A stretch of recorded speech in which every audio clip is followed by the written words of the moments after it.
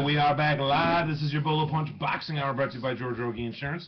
www.bolopunchboxinghour.com. Streaming to you live as always on Ustream.tv. Timmy the producer Patterson, how can our listeners get in touch tonight?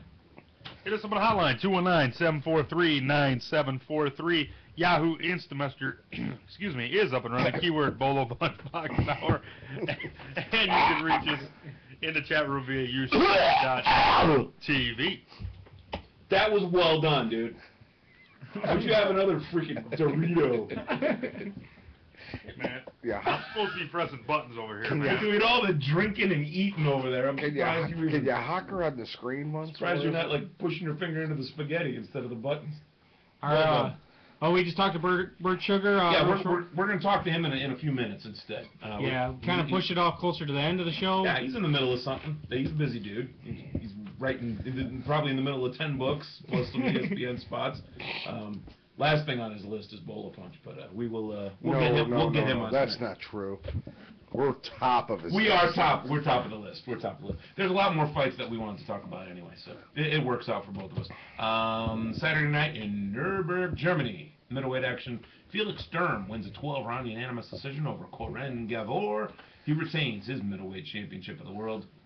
To call Felix Sturm the middleweight champion doesn't work for me, though. It doesn't work. When you think of middleweight, you think of Arthur Abraham and Kelly Pavlik. But those are the two guys that you would think is middleweight champs now. That Abraham moved up to fighting this super middleweight, what do I call it, round robin tournament. Yeah. Now he basically has Sturm and Kelly Pavlik. They're gonna have to fight each other and find a way. What the hell is that? I'm answering questions. Find a way to unify the title. They're wondering what we're drinking, obviously. And why you could just ask. We're drinking Dogfish Head. This is Dogfish Head 90-minute IPA. And what are you drinking? You don't walk up in the middle of the show, just grab my beer, I'll smack you. I'm drinking Dogfish Head now. I was drinking Matilda from Goose Island. It's a Chicago brewery. And Big Man's got Fat Tire, as always. And I got Corona, as usual. Yeah, you've got the quality beer. So we've got craft beer up here, and you've got crap beer over there. Yes, because let me tell you, when I think beer, I think Dogfish Head. Yeah. And when I think Corona, I think of two Mexicans standing at the Rio Grande peeing into the river. Going, oh, the Americans will drink this. Oh, you're wasting Corona!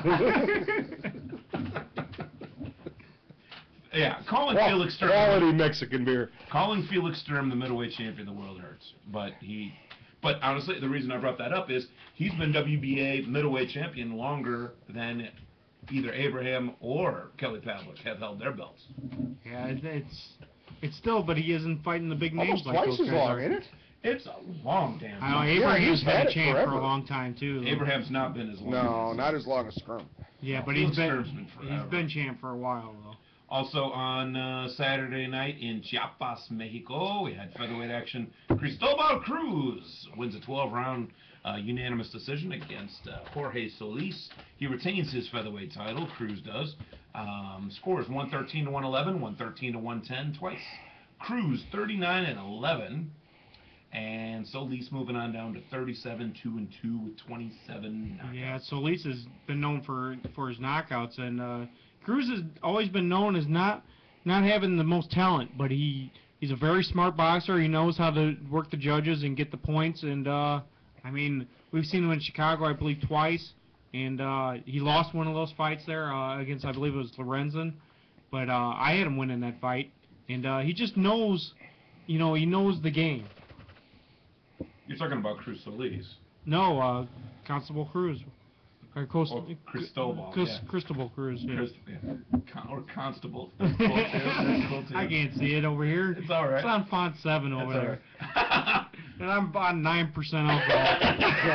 alcohol. The problem with this fight... 9 and 7 don't mix.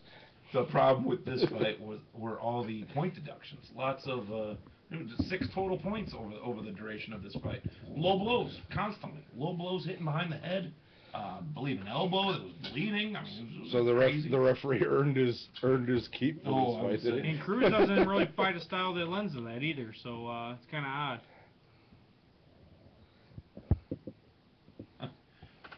Also on the undercard of that, flyweight action, Julio Cesar Miranda, TKO victory in the first round over Eric Ortiz. This was a title eliminator for the flyweight championship. So Miranda 30-4 with 23 knockouts. Ortiz moving on down to 31-9 with 20 knockouts. We got to get over to Philadelphia last Friday night. We had Matt Godfrey was the main event of ESPN2 Friday Night Fights, cruiserweight action. Matt Godfrey winning a 10-round unanimous decision over Sean Hawk. I was sort of looking for Godfrey to go for the knockout. Yeah, so was obviously Teddy Atlas and Tessitore. They were talking about the whole night why he wasn't stepping up and trying to show a little bit more. I actually chatted with him a little bit earlier in the week on Facebook. So Godfrey is officially a friend of Bolo Punch, but he said you know what, he lives off of the old adage, you know what, look good this time, win this time, look good the next time. It's one of those, everyone wants to go out there and win and look good and do it in cool fashion and get the knockout. BJ Flores was in studio saying that he should go for the knockout, but BJ Flores does this. I love BJ Flores, but that's tough to hear that from him. Because he does the exact same thing. He didn't go for the knockout against Dingling, man. Well, Dingling, he did get the knockout, but his last fight, when he fought on that MMA/boxing... He got a unanimous decision against Dingling. I swear that he knocked Dingling out. I don't believe so. Would agree to disagree. Agree that you're wrong. Okay. I agree. You're right. But nonetheless, when we interviewed him, he even said the same thing, basically, that hey, you gotta fight to win. If it's working for you, keep it up. There's no question there. I mean, that's the whole object of the game. I mean, because you have 19 wins and 19 knockouts, but you've got 38 losses because you were looking for that knockout, it doesn't do a whole lot of good for your record. Yeah. The whole object is to win. So whether you look good or not, I'm gonna evoke the Gotti clause in this. Multi-millionaire due to his fights. And he tried to win every fight, but he didn't win every fight. Well, no, I'm not saying you're going to win every fight because nobody's perfect. Sooner or later, you're going to run into the individual that's going to beat you. Sure. Whether it's Father Time, or some other fighter, someone's going to take you down. But to go out there and try for the knockout every time, no. I mean, that happens with Jason Litzau. Jason Litzau tries to do that to please the fans more, and he could box and win, almost win every fight. He's a slick boxer that could win a lot of fights. He wants to get knockouts, though. Yeah. The American boy. I get knockouts. That's what I do. Jason Litzau. Well, hey, you're a good fighter, but you really made Jose Hernandez's career for him. Which, unfortunately, Jose Hernandez hasn't used all that. He actually lost again after the Jose Hernandez fight as well. So, doing the same exact thing. He was winning the fight, winning the fight and tries to get the knockout and gets caught. Also, on the undercard of that, which was actually played earlier in the night, which is how undercards happen, light heavyweight action, Chris Henry, TKO victory in the 6th round over Shaun George. Chris Henry isn't supposed to beat Shaun George. Nope. Shaun George is the man. And if you watched that first round, you sure didn't think Chris Henry was going to beat him. Oh, man, I was about to just go badoo-kadoo.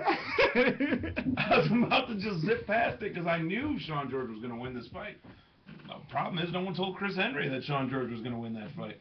Shaun George, after watching that first round, you thought, man, Henry doesn't even belong in the same ring with him.